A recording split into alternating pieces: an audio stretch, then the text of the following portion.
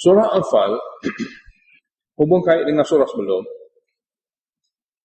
Setelah 4 golongan sesat kita baca daripada surah-surah sebelum hingga surah An'am, kemudian surah Anfal yang panjang, surah Al-A'raf yang panjang itu Allah beritahu kepada kita tentang kena berusaha menyampaikan wahyu supaya kamu lebih teguh kepada tauhid, dan ahli batil yang 4 itu juga akan daif atau akan berubah.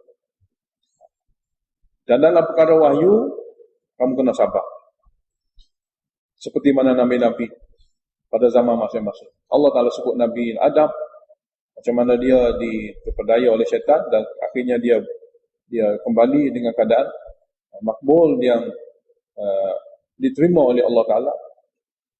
Dan Nabi-Nabi yang Allah Ta'ala pilih di antara Nabi Nuh hingga Nabi Syu'aib, macam mana ujian dia dengan kaum secara ringkasnya. Macam mana Nabi Musa dengan Nabi Harun dengan kaumnya, Bani Israil dan kaum lain Kipti. Semua ini memperjuangkan atas dasar hak yang benar daripada wahyu-wahyu Allah yang berakhir dengan Nabi Muhammad SAW.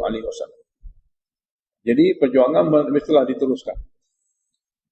Menyampaikan tabligh wahyu adalah satu perkara yang besar, tanggungjawab dia. Sabar. Dan jangan buat perkara yang menyalahi wahyu. Barulah ada pertolongan dan bantuan. Itu adalah tajuk yang besar dalam surah Araf. Sampai tahap kamu dihalang. Lalu kamu mesti mempertahankan diri kamu. Dan ketika itu Allah akan zahir bantuan dan pertolongan. Jadi surah Anfal adalah surah yang Allah Ta'ala turunkan di Madinah selepas peperangan Badar. Semasa peperangan Badar selesai, jadi harta-harta yang diperolehi hasil daripada rampasan perang tu nak bagi macam mana? Siapa berhak? Orang muda kata kamilah berhak sebab kami yang berada secara langsung dalam medan. Orang tua kata kami sebagai penaung kamu. Kami adalah penaung yang di belakang kamu. Kalau kamu gugur, kami akan maju. Jadi berlakulah soal jawab di kalangan sahabat Nabi tentang harta-harta rampasan. Sedangkan peperangan Badar bukan asalnya nak berperang. Mereka keluar daripada Madinah untuk menghalang rombongan perniagaan yang dibawa oleh Abu Sufyan daripada Syam nak balik ke Mekah. Daripada perisik Nabi tahu perkara ni bahaya. Harta-harta yang diambil daripada Syam ni, dia bukan untuk apa, untuk lawan agama. Jadi daripada sampai ke tangan mereka, baik kita ambil. Kalau tidak, dia akan jadikan harta untuk lawan agama Allah. Jadi mereka keluarlah bersama Nabi, mereka beberapa orang untuk menyekat dan menghalang rombongan perniagaan. Jadi perkara ini diketahui oleh perisik Abu Sufyan dengan tengok tahi unta. Dia tengok tahi unta ni, tahi unta orang Madinah. Dia ada sesuatu ini. Dia pun hantar orang yang mampu pergi cepat dengan kuda untuk beritahu Abu Jahal, kalau kamu tak mari untuk halang kami, secara kami akan mati dan harta-harta kita semua ni akan diambil. Lalu Abu Jahal pun serta-merta kerahkan segala orang Mekah untuk lawan. Jadi mereka marilah. Kemudian Allah takdirkan rombongan Abu Sufyan dapat bolos daripada sekatan Nabi dengan cara ambil jalan alternatif tepi laut. Dia pun pergi jalan lain dan lepas. Dan dihantar balik kepada Abu Sufyan berita, tak perlu marilah kamu daripada Mekah sana sebab kami sudah bebas. Kami telah terselamat daripada halangan tentera Muhammad. Abu Jahal kata tak, orang Mekah ni apabila dia keluar daripada Mekah, dia tak akan balik. Sehingga Allah Ta'ala zahirkan kemenangan kepada mereka yang benar. Jadi dia pegang kelambu Kaabah, dia minta kepada Allah, ya Allah, zahirkanlah kemenangan di antara kumpulan yang kumpulan yang bertelagah ini. Dia pegang kelambu Kaabah, doa kepada Allah Ta'ala. Lalu Allah Ta'ala pun zahirlah kemenangan kepada yang benar. Tapi bukan daripada Abu Jahal, Nabi Muhammad SAW. Jadi berlakulah perang Badar tanpa persiapan, tanpa mi'at, tanpa perjanjian nak perang. Jadi apabila Nabi SAW sampai kawasan tu, dapat maklumat daripada wahyu, Abu Sufyan sudah pergi. Dapat maklumat daripada wahyu, Abu Jahal sedang marah. Jadi Nabi beritahu pada sahabat dia, kita dalam dua keadaan. Yang kita nak marinya ambil harta daripada Abu Sufyan, yang tu sudah lepas. Yang kita terpaksa tunggu adalah duri daripada Abu Jahal. Dia akan mari. Jadi kita sudah berada di satu keadaan yang kita nak kejarnya, dia tak pergi. Tapi yang mari akan maju untuk melawan kita, Abu Jahal. Jadi sabarlah. Ketika itu bermakna peperangan berlaku dengan keadaan tidak dirancang. Peperangan Badar berlaku dengan keadaan tidak dirancang. Allah zahirkan kemenangan. Apabila Allah zahirkan kemenangan, jadi masa dapat harta tu mereka jadi berceragas. Maksudnya mereka telah menjadi kekeliruan. Hak siapa sebenarnya harta ini? Orang muda kata hak. Mereka lebih patut banyak. Orang tua kata mereka lebih banyak patut dapat semua ni.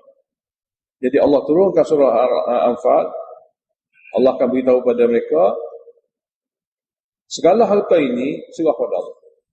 Bukan perancangan kamu. Kamu nak harta Abu Sufyan sebenarnya. Allah jadikan kamu kamu terlepas.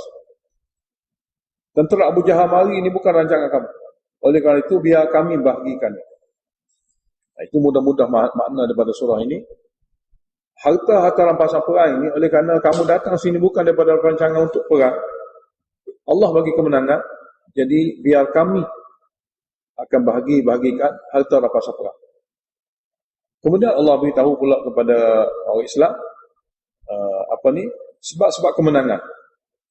Sebab-sebab kemenangan yang tercapai kepada kamu dalam medan perang ini, kerana kamu ada sifat ini, sifat ini, sifat ini. Dan lain-lain kali pun, kalau berperang dengan orang kafir untuk mempertahankan diri, kekalkan sifat ini, sifat Badar ni. Kerana sifat inilah sifat yang dapat kemenangan. Walaupun bilangan sedikit, walaupun alat senjata tidak banyak, walaupun pengalamannya juga kurang. Bilangan sedikit 313 lawan 1000, alat senjata sangat sedikit, dan pengalaman juga kurang. Semua tu adalah sebab duniawi, tapi apabila Allah Ta'ala tengok pada kamu ada sifat ukhrawi, maka Allah bagi kemenangan kepada orang yang memiliki sifat ukhrawi, sekalipun sifat duniawi ini tak cukup. Dan inilah contoh. Lain kali, yang pentingnya sifat ukhrawi. Sifat-sifat yang menyebabkan kamu selamat akhirat. Jika ada, tak kira musuh ramai mana sekalipun, Allah akan bantu. Sebab asalnya, bantuan Allah. Walau begitu, Allah beritahu juga dalam ayat ni, sifat duniawi juga kamu kena cari. Apa yang mampu kepada kamu untuk lawan musuh kamu tu. Tapi bukanlah sifat duniawi untuk kamu yakin untuk menakutkan musuh. Sebab musuh yang tak yakin kepada Allah, yang tak takut kepada Allah, dia yakin kepada makhluk. Jadi apabila makhluk ada usaha kamu, dia takut.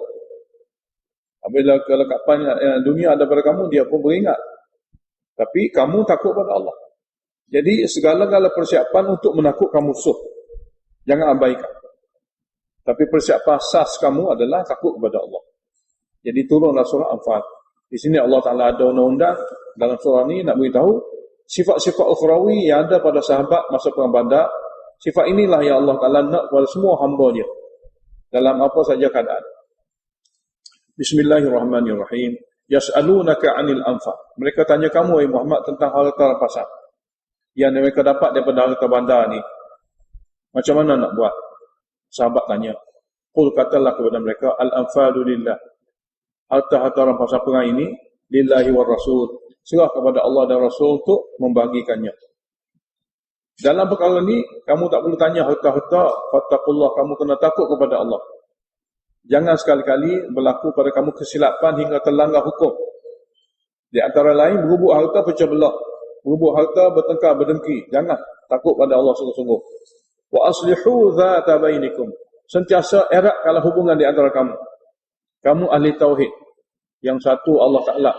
Kamu boleh bersatu sebenarnya dengan tauhid ini. Jadi aslihu, eratkanlah hubungan di antara sesama kamu atas akidah tauhid. Dan setiap masa wa ati'ullah wa rasulah, taatlah kepada Allah dan Rasul. In kuntum mu'minin, sekiranya kamu benar beriman. Kemudian diberitahu tabsyir. Mukmin yang sebenar bukan pengakuan. Mukmin sebenar adalah sifat dalaman. Innamal mu'minuna, sesungguhnya mukmin yang sebenar itu ialah alladzina idza dzukirallah, Apabila saja disebut Allah, wajilat qulubuhum, gemetar takutlah hati mereka. Wajilat mana gemetar takutlah hati mereka kerana kenalnya mereka akan Allah. Itu sebut Allah saja. Apabila dibaca ayat-ayatnya pula, wa idza tuliyat alaihim ayatu, apabila dibaca kepada mereka ayat-ayat Allah pula, zadatuhum imana. Ayat-ayat tadi menambah kepada mereka keyakinan. Takut dah ada Allah. Ayat apa ni? Ayat Allah. Allah yang ajar kepada kita, Allah yang beritahu kepada kita. Jadi ayat-ayat tadi akan menambahkan keimanan, yakni keyakinan. Oleh kerana keyakinan memang ada hanya kepada Allah, wa ala rabbihim yatawakkalun, kepada Tuhan mereka lah mereka bertawakal. Jadi di Perang Badar sana cukup segala-galanya ada di sini. Ada iman, ada takut pada Allah dan ada tawakal. Sifat mereka lagi ialah alladzina yuqimuna shalah. Mereka dapat mendirikan solat. Wa mimma razaqnahum yunfiqun, dan rezeki yang kami bagi kepada mereka, mereka boleh infakkan. Ulaika humul mu'minuna haqqan. Mereka-mereka yang bersifat seperti tadilah mukmin yang sebenar. Lahum darajatun 'inda rabbihim. Bagi mereka apabila mati nanti ada derajat yang sangat banyak dan tinggi di sisi Tuhan mereka. Di samping wa maghfiratun, ada juga keampunan yang besar. Wa rizqun karim, dan rezeki yang mulia. Allah Ta'ala beritahu kepada orang Islam, kenapakah harta rampasan dalam Perang Badar ni Allah yang akan bagikan? Tak perlu berebut. Sebab apa? Sebab kamu yang berada di medan Badar bukan daripada rancangan kamu. Berlakunya tercetus dengan Perang Badar ni bukan rancangan kamu. Rancangan kamu pada masa kamu keluar daripada kota Madinah bersama dengan Nabi kamu, menghalang perniagaan, rombongan perniagaan Abu Sufyan daripada Syam nak balik ke Mekah. Itu asalnya kamu. Yang menyebabkan berlaku perangan ni Allah. Jadi kama akhrajaka rabbuka min baitika bil haqq. Sebagaimana Allah Ta'ala telah mengeluarkan kamu, wahai Muhammad, daripada rumah kamu Madinah dengan wahyunya yang sebenar. Wa inna fariqan minal mu'minina lakarihun. Sedangkan pada masa itu, satu puak daripada orang mukmin tidak suka untuk bertembung dengan tentera Abu Jahal. Kerana niat mereka asalnya untuk menghalang rombongan perniagaan Abu Sufyan. Yujalilunaka fil haqq. Mereka cuba bertanya. Sini mereka cuba bertanya, bersoal jawab dengan kamu. Sini mujalalah dengan makna bukan menentang. Sebab apa? Sebab ayat ini turun pada umum yang tulen. Jadi ayat makna mujadalah kena terjemah kepada bersoal jawab. Kalaulah ayat mujadalah ini marja' kembali dhamir dia kepada orang kafir, barulah kita kata menentang. Sini yujadilu, oleh kerana marja' dhamirnya ganti nama kepada fa'il, dia ganti nama pada umum yang tulen, kita kena terjemah sebagai bersoal jawab. Yujadilunaka, mereka bersoal jawab kamu dengan kamu wahai Muhammad fil haqq, pada perkara yang benar ini. Maknanya perkara yang benar, peperangan ini berlaku daripada takdir Allah. Ba'dama tabayyana, setelah mana nyata jelas peperangan ini tetap akan berlaku daripada takdir. Ka'annama yusaquna ilal maut, ketika itu mereka seolah dihalang untuk mati. Wahum yang turun, dan mereka dapat tengok asbab-asbab kematian di depan mata mereka, kerana musuh-musuh yang akan membunuh mereka memang ada di depan. Sebab kedua, kenapa Allah Ta'ala yang akan menguruskan harta ini kepada pejuang, iaitu wa idh ya'idukumullahu ihda ta'ifataini, dan ketika mana Allah janjikan kepada kamu untuk bagi kepada kamu di antara dua puak, puak yang dipimpin oleh Abu Sufyan atau puak yang dipimpin oleh Abu Jahal, iaitu annaha lakum, di antara salah satunya akan menjadi milik kamu. Boleh jadi kamu akan miliki harta Abu Sufyan yang dibawa daripada Syam, ataupun harta rampasan yang dibawa oleh Abu Jahal. Wa tawadduna anna ghayra dhati syaukati takunu lakum, dan kamu sangat-sangat ingin ketika itu bahawa yang tidak ada duri untuk jadi milik kamu. Sedangkan kamu ingin ketika itu yang tidak ada duri akan jadi milik kamu. Apa maksud duri sini? Duri sini adalah tentera perang Abu Jahal. Kamu mahu yang tidak duri untuk jadi milik kamu. Yakni kamu mahu rombongan perniagaan Abu Sufyan menjadi milik kamu. Wa yuridullah, sedangkan Allah ingin ayyuhiqqal haqqa bi kalimatihi. Allah Ta'ala ingin untuk menegakkan kebenaran dengan janjinya, dengan syariat yang dia janjikan. wa yaqta'a dabirul kafirin, dan Allah Ta'ala untuk membinasakan, untuk membuang keturunan-keturunan kafir yang dia dikira kepala.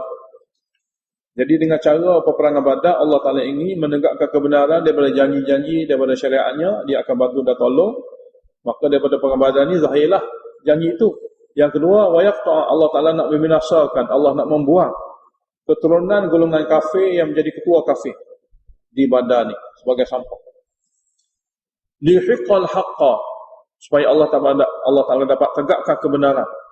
Wa yubtilal batilat, supaya Allah Ta'ala dapat hapuskan kebatilan dengan menghapuskan orang-orangnya. Dengan menghapuskan orang-orangnya. Walau karihal mujrimun, sekalipun tidak disukai oleh golongan yang bersalah dengan sebab syirik. Kenapa harta rampasan perlu dibahagikan oleh Allah? Kerana kamu pada masa peperangan meminta tolong pada kami, dan kami tolong kamu. Kalau tengok pada asbab biasa, kamu tak ada apa-apa pun. Tidak ada pengalaman, tidak ada jatah yang cukup, bilangan pun tak ramai. Di segi zahir, di segi percaturan zahir, dalam kertas ni kamu sudah kalah. Tapi kamu minta pada kami. Lalu kami bagi pertolongan. Oleh kerana kami yang bagi pertolongan, dengan sebab tu kamu dapat kemenangan, kami akan bagi harta rampasan. Kamu tak perlu berebut. Jadi, ialah yang ketiga.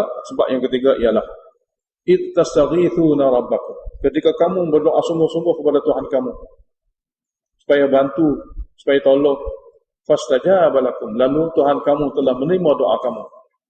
Dengan kata dia, daripada firman dia melalui wahyu, anni mumiddukum, sesungguhnya aku akan membantu kamu, bi alfin minal malaikah, dengan diturunkan 1000 di kalangan para malaikat, murdifin, yang turun berturut-turut. Wa ma ja'alahu Allah, tidaklah bantuan malaikat itu melainkan Allah nak jadikan sebagai busyra, sebagai berita gembira sahaja. Walitatma'inna bihi qulubukum, supaya dapat tenteram hati kamu dengan dengar berita malaikat turun. Sebab apa? Wa man nasru illa min indillah, tidaklah pertolongan melainkan daripada Allah semata-mata. Malaikat diturunkan untuk menterangkan hati kamu. Malaikat diturunkan untuk beri berita gembira kepada kamu, kamu pasti akan menang. Marilah musuh ramai mana sekalipun, maka asbab kemenangan sudah ada, Allah nak bantu. Allah nak bantu dengan malaikat dia. Itu semua adalah untuk kamu. Pertolongan sebenarnya, Allah tak perlu pada semua itu. Wa man nasru illa min indillah. Tidaklah kemenangan hakikinya ialah daripada keputusan Allah Ta'ala. Nak turunkan malaikat ke, tak mahu turun malaikat ke, itu tidak ada kepentingan sebenarnya. Jadi dia turunkan malaikat adalah untuk menggembirakan kamu, untuk memberikan keteraman kepada kamu. Innallaha azizun hakim. Allah Ta'ala sebenarnya bagi pihak dia tak berhajat. Sebab dia maha perkasa, dia boleh mengalahkan musuh bila-bila masa. Hakimun, dia maha bijaksana. Di atas kebijaksanaannya lah dia turunkan mereka untuk mendidik kamu, untuk menghiburkan hati kamu, untuk mententerangkan jiwa kamu. Di antara sebab lagi yang mana harta rampasan Allah akan bagikan, kerana di antara nusrah Allah Ta'ala ialah Allah Ta'ala bagi kepada mereka berasa ngantuk di dalam medan. Satu benda yang kita kena faham. Adalah musuh walaupun macam mana bengis sekalipun, kalau kita tak takut, kita sudah dapat kemenangan. Pihak lawan walaupun macam mana hebat sekalipun, apabila Allah campur dalam hati dia takut, dia sudah kalah separuh. Moral dia sudah kalah. Jadi dalam pertarungan ni dia ada dua. Satu, kemenangan moral. Satu, kemenangan fizikal. Kalau dia rasa berani, walaupun dia kecil, dia boleh berlawan. Tapi kalau dah dia rasa takut, walaupun dia besar, dia tak boleh kontrol body dia. Dia boleh lari. Jadi Allah Ta'ala beritahu kepada sahabat, kamu di antara bantuan yang aku bagi pada kamu, pada diri kamu, Allah Ta'ala bagi satu ketenteraman, sehingga kamu rasa ngantuk. Daripada ngantuk ni, kamu hilang segala ketakutan, segala kebimbangan yang ada pada kamu sebelum itu. Yang boleh menggoncangkan pendirian kamu, yang boleh mengganggu perfikiran kamu, yang boleh melemahkan kamu dengan sebab banyak fikir. Jadi Allah Ta'ala adakan satu jenis keadaan yang kamu rasa ngantuk, sehingga dalam hadis-hadis Nabi, sahabat kata, kami bersama baginda SAW, kami tak sedar, pedang kami jatuh kerana ngantuk. Itu ada antara laporan sahabat dalam medan perang Badar. Jadi Allah Ta'ala beritahu pada ayat ni, idh yughashikumun nu'as, ketika Allah menyelubungi kamu dengan perasaan ngantuk. Ngantuk bukan apa? Amanatan minhu, untuk memberi ketenangan dan keamanan kamu daripada ketakutan. Itu pertolongan moral. Allah bagi satu perasaan ngantuk sehingga kamu tak takut, sehingga kamu tak bimbang. Wa yunazzilu 'alaikum minas sama'i ma'a, dan juga Allah menurunkan kepada kamu air hujan. Sebab apa di medan sana kamu duduk kawasan berdebu. Orang kafir duduk di kawasan tanah selut.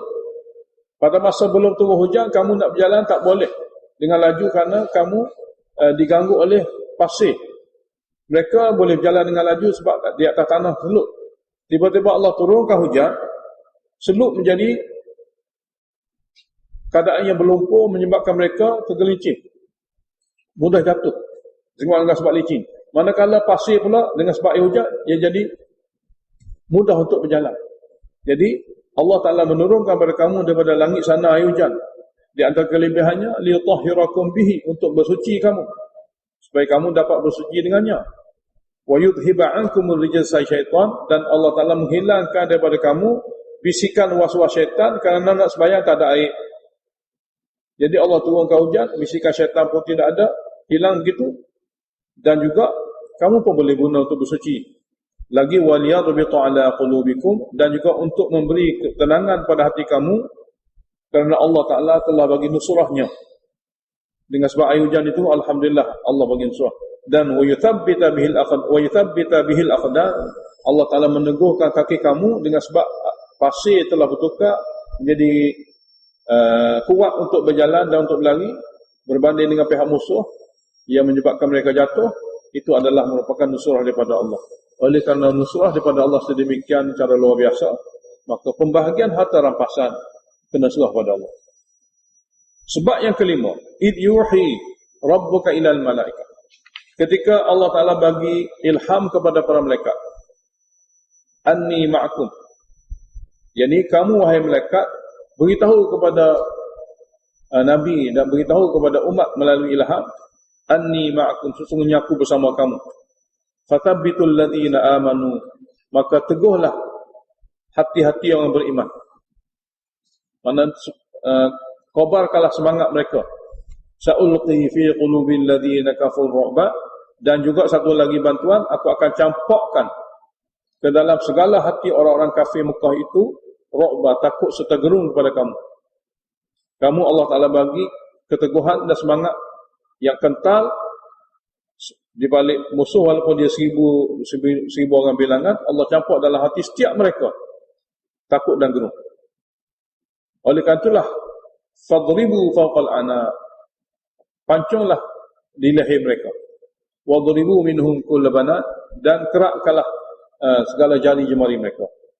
Mana buat kerja dalam peperangan ni yang ringkas tapi berkesan. Pancung leher semua tak hidup, potong tangan tak boleh guna alat jatuh. Dzalika bi annahum syaqullaha wa rasulah. Hukuman-hukuman seperti ini diarahkan oleh Allah kerana dengan sebab mereka itu menentang Allah dan Rasulnya. Oleh kerana dia menentang Allah dan Rasulnya, Allah arahkan supaya pancung ke lehernya, supaya potong tangannya. Wa man yushaqiqillaha wa rasulahu, dan siapa saja, tak kira orang Mekah atau orang mana sekalipun, yang menentang Allah dan Rasulnya, fa innallaha syadidul iqab, maka sungguhnya Allah Ta'ala hukumannya di dunia ini amat berat. Sini muqaddar jumlah, qulna, kami titahkan kepada mereka, zalikum, yang demikian itu adalah azab yang Allah Ta'ala sediakan, fadhuku, kamu semua rasailah, wa anna lil kafirina azaban nar, sesungguhnya golongan kafir mana-mana sekalipun akan dapat azab neraka setelah mati. Mana dunia begini dapat, selepas mati azab api neraka. Dalam surah Anfal juga Allah Ta'ala ajar cara-cara berperang, yang mana semua umat Islam yang beriman, ahli tauhid, yang mengikuti sunnah dan syariat Nabi SAW, dia kena jaga undang-undang dan adab dalam peperangan. Jangan langgar. Jaga adab itu penting, lebih-lebih lagi dalam medan. Di antaranya ayat ni, iaitu jangan lari. Dalam medan perang jangan lari. Dalam hadis sahih daripada Nabi SAW, di antara 7 dosa besar, al-firaru yawma zahfi, lari daripada medan perang. Memang dosa sangat besar. Di antara 7 yang terbesar. Yang paling besar syirik, derhaka kepada ibu bapa, dan di antaranya juga adalah lari daripada medan. Jadi di antara adab dalam peperangan, jangan lari. Kecuali ada sebab-sebab. Kita akan baca pada akhir surah ini. Ya ayyuhalladzina amanu, wahai yang beriman, idza laqitumul ladzina kafaru zahfan, apabila kamu berdepan dengan musuh kamu secara zahfan, dalam medan yang begitu rapat. Musuh ada di depan kamu, kamu di depan mereka. Fala tuwalluhumul adbar, jangan berpaling lari. Untuk lari, mengubah langkah, lari ke belakang. Ingat, wa man yuwallihim yawma idzin duburah, dan siapa pada hari di medan perang itu lari membelakangi musuh, kecuali, tengok, kecuali ini maknanya kalau lari dengan tajuk lain tak apa. Kalau lari semata-mata kerana lari musuh tak boleh. Kecuali jika lari mutaharrifan liqitalin, untuk mengubah langkah bagi merempuh mereka atau melawan mereka dengan cara lain. Lari untuk mengubah langkah saja tak apa. Lari untuk mengubah langkah untuk buat serangan lain, itu tak apa. Au mutahayyizan ila fi'atin, atau lari untuk bergabung dengan kumpulan Islam lain, pun tak apa juga. Kalau tidak kerana dua ini, kalau lari daripada medan perang, faqad ba'a bi ghadabin min Allah, jika dia mati dia kembali dengan membawa kemurkaan besar daripada Allah. Wa ma'wahu jahannam, dan tempat mereka adalah neraka jahannam. Wa bi'sal masiru, dan seburuk-buruk tempat kembali. Sebab yang ke-6, kenapa harta rampasan perang Allah akan bagikan? Itu sebab kemenangannya di antara lain adalah nusrah ghaibiyah, nusrah secara luar biasa. Seperti mana ngantuk tadi pun nusrah secara luar biasa. Seperti mana Allah campakkan ketakutan dan kegurunan pada hati setiap orang kafir juga nusrah luar biasa. Dan ini pun juga. Falam taqtuluhum, kamu sebenarnya tidak membunuh mereka, tidak memberi kesan sebenarnya daripada tindak tanduk kamu dalam membunuh mereka.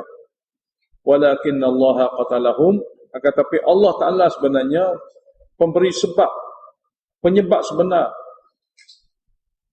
mereka terbunuh. Ini falam taqtuluhum, kamu sebenarnya tidak membunuh mereka, akan tapi Allah Ta'ala telah menyebabkan mereka itu mati dengan kudrat dia. Ayat ni sebahagian ulama tafsir telah memberitahu, sebab ramai kepala-kepala orang kafir itu apabila kita tengok tidak daripada bekas pancungan daripada manusia, bahkan ada sedikit kesan terbakar. Yakni Allah Ta'ala adakan dengan cara luar biasa, ataupun Allah Ta'ala arahkan mereka untuk pancung mereka. Yang mana ramai di antara orang kafir itu mati bukan daripada pancungan sahabat Nabi. Itu satu tafsiran yang disebut oleh ulama tafsir mengikut ayat ni. Wa ma ramaita id ramaita. Dan Nabi SAW sebelum dia memulakan peperangan, dia ambil segenggam pasir, dia tabur. Dia lempar ke arah kafir. Tapi sekadar tangan Nabi tak sampai ke mana, berbanding dengan jarak mereka yang ada di depan Nabi. Tapi Allah Ta'ala dengan cara Nabi melemparkan pasir itu, Allah memasukkan batu-batu atau pasir-pasir halus yang dilemparkan oleh Nabi ke dalam mata-mata orang kafir. Dengan cara luar biasa. Dengan makna cara luar biasa. Jadi sini Allah Ta'ala beritahu, wa ma ramaita, dan tidaklah kamu melempar pasir hingga masuk dalam mata. Id ramaita, di waktu kamu melemparkan pasir dengan cara biasa. Tidaklah kamu melempar pasir hingga masuk dalam mata musuh itu ketika kamu melempar pasir cara biasa. Walakinnallaha rama, tetapi Allah sebenarnya membawa pasir itu masuk ke dalam mata. Tujuannya liyamhaqal kafirin, untuk Allah Ta'ala menghancurkan, meranakkan, menghapuskan kepala-kepala orang kafir, ketua-ketua kafir. Waliyubliyal mu'minina, untuk Allah Ta'ala bagi kepada mukmin jasa, pahala, balaan hasanah, pahala yang sangat besar.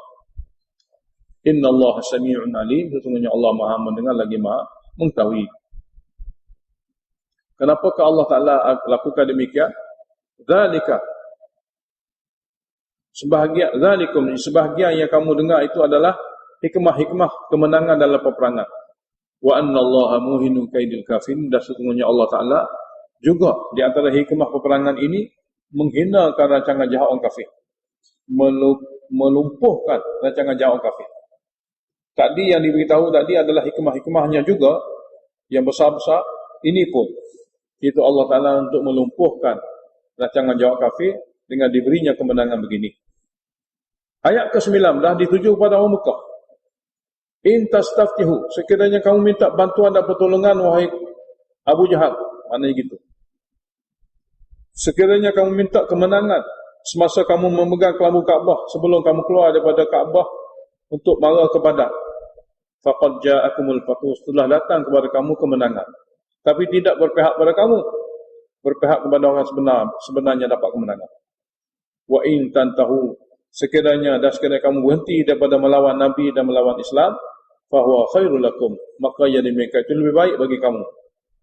Wa in ta'udu, sekiranya kamu ulangi balik untuk melawan Islam, melawan Nabi, na'ud, kami juga akan lawan kamu. Kami juga akan kembali menghancur kamu. Walan tughni ankum fi'atukum syai'a, tidak boleh menolong dan membantu kamu oleh kumpulan kamu walaupun sedikit. Walau kathrat, walaupun kamu telah bertambah menjadi ramai. Wa annallaha ma'al mu'minin, dan sesungguhnya Allah sentiasa bantuannya bersama dengan orang mukmin. Ayat yang ke-12 kita akan sambung insya-Allah. Alhamdulillahirabbil alamin. Allahumma shalli wa sallim ala Muhammad wa ala ali Muhammad.